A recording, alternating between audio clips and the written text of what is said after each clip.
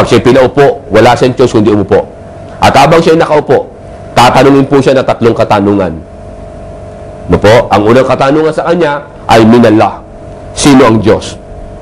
Dahil ang paniniwala niya po ay, lalo sa mga Kristiyano, karamihan sa atin, paniniwala ay ang Diyos niya ay si Kristo, sasagot niya si Yesu Kristo. Yung iba naman ay paniniwala ang Diyos niya ay si Jehovah, isasagot niya ay si Jehovah. Yung iba naman, ang isasagot niya ay si Diyos Ama.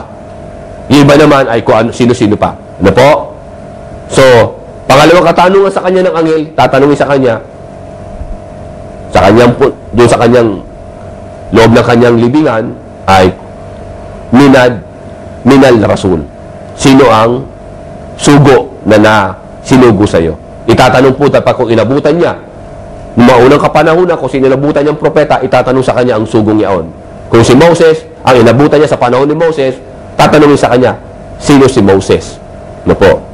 Dahil inabutan po natin sa ating kapanahunan ngayon, ang huling sugo, no po, na siyang sugo na ipinadala sa sangkatauhan at huling sugo na ipinadala po, no po, hindi lamang sa tao, kundi pa din sa jinn.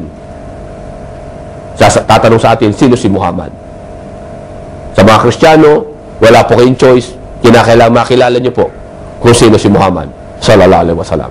Dahil hindi niyo po maiwasan, itatanong sa inyo. Dahil inabutan niyo po ang huling sugo. Inabutan ninyo na para sa inyo ang huling sugo.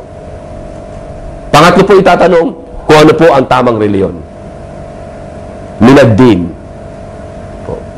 Siyempre, karamihan sa atin, isasagot.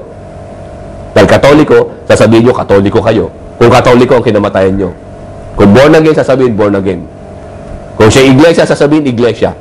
Kung siya saksi ni Jehovah, sasabihin niya, saksi ni Jehovah.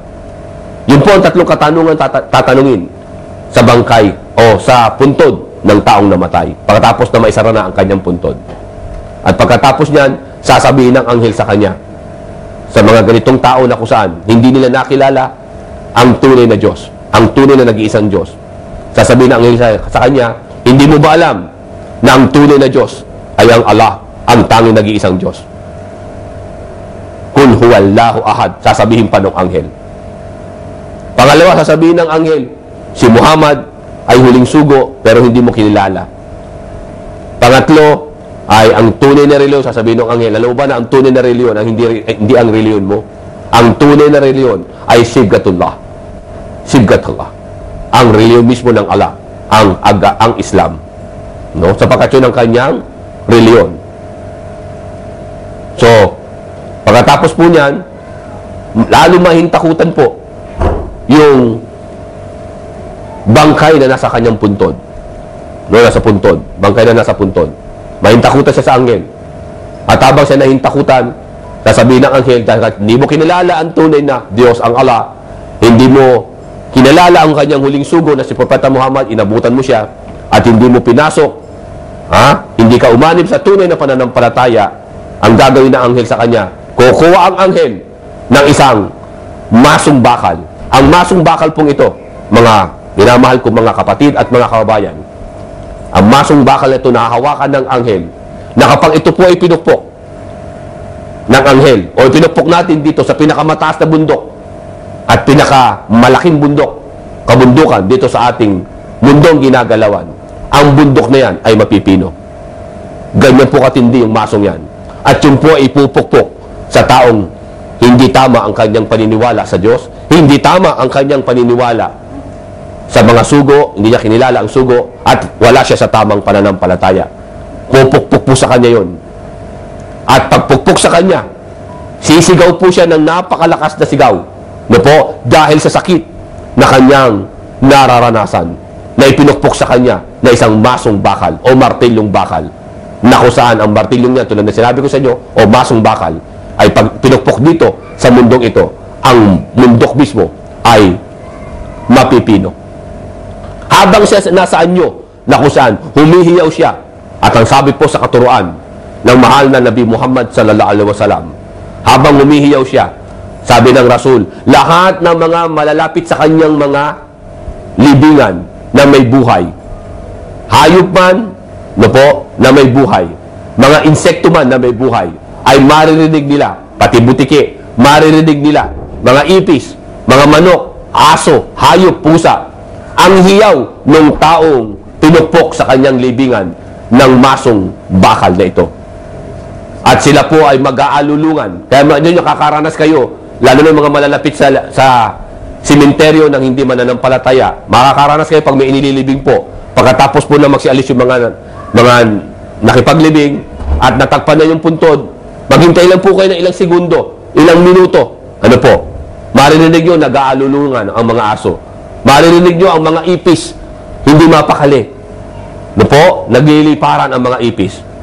Alam niyo po ang dahilan? Sapagkat nga po, pinukpok po yung taong nandoon sa kanyang puntod. Ano po? Sa loob ng kanyang puntod. Isang taong hindi nanampalataya. At habang siya nandoon sa ganung kalagayan, humihiyaw siya sa sakit na ipinukpok sa kanya. Ano po? Ang gagawin ay sasabihin ng anghel sa kanya, o ikaw, Pedro, o ikaw, o Rose, kung pangalan niya ay Rose, kung babae siya, ano po? O lalaki siya ay Pedro. O ikaw ay Pedro. Sapagkat hindi mo kinilala ang dakilang tagapaglikha, hindi mo nakilala ang tunay na sugo na para sa iyo, pati ang reliyon. Gusto ko lang muna ipakita sa iyo ang iyong sana magiging kalagayan sa paraiso. So, tumingin ka sa iyong bandang kanan. So, titingin po habang masakit ang kanyang nararamdaman sa pinukpok sa kanyang ulo. Titingin po siya sa bandang kanan, yung bangkay pong yun, nasa loob ng kanyang puntod, at makikita niya ang kanyang sarili na nasa paraiso, na ubod ng saya. At pinanonood niya ang kanyang sarili na napakasaya sa paraiso. Walang kahirapan, walang paghihirap. Yung sarili niya mismo napapanood niya. Ngunit sasabihin sa kanya ng anghel, yan sana ang iyong naging kalagayan. Diyan ka sana ilalagay ng dakilang tagapaglikha ang Allah subhanahu wa ta'ala kung kinilala mo lamang siya bilang bukod tanging nag-iisang Diyos sa iyong buhay. At kinilala mo ang kanyang huling sugo na si Propeta Muhammad sallallahu alaihi wasallam sapagkat inabutan mo ito. At ikaw ay pumalaob, sumanib, pumasok sa loob ng tunay na pananampalataya o tunay na reliyon, ang pagtalimat, pagsunod sa dakilang tagapaglikha na wala iba sa wikang Arabic ay Islam. So, gusto niyang mapunta rin sa ganung kalagayan. Naibsan ng konti ang sakit na nararamdaman niya habang pinanonood niya ang kanyang sarili sa paraiso. Ngunit sasabihin ng anghel sa kanya, diyan ka sana. Sinayang mo ang pagkakataon mo. Sinayang mo ang pagkakataon mo. Hindi mo ba alam na mula pa doon sa sinapupunan ng iyong magulang, sasabihin ng anghel sa kanya, ikaw ay pumirma ng kontrata sa Allah na wala kang ibang sasambahin maliban sa kanya. At pinirmahan mo ito. Na pag ito'y tinupad mo hanggang sa kunin ka matapos na ang kontrata mo ng iyong buhay, ang karapatan mo naman sa Allah ay hindi kanya parusahan.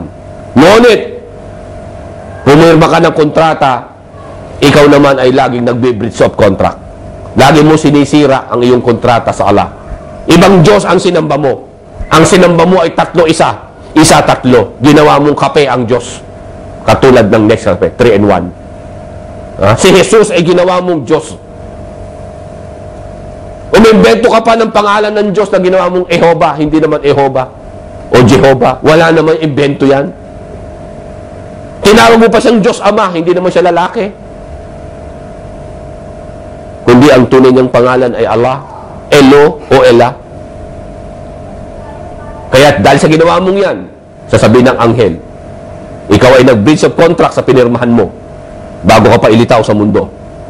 Ang magiging kalagayan mo, tumingin ka ngayon sa iyong kaliwa. Sasabihin ng anghel sa kanya. Habang nakatingin siya doon sa kalagayan ako sa pinanonood niya ang kanyang sarili sa paraiso. Nasanay doon siya. So titingin ngayon siya sa kaliwa, makikita niya ngayon. At lalo mahihintakutan siya. At yung sakit na nararamdaman niya ay madodoble. Dahil sa takot na kanyang nakita ngayon na mangyayari sa kanya pagkatapos ng araw ng paghuhukom. Na kung saan siya ay tinotorta doon sa impyerno.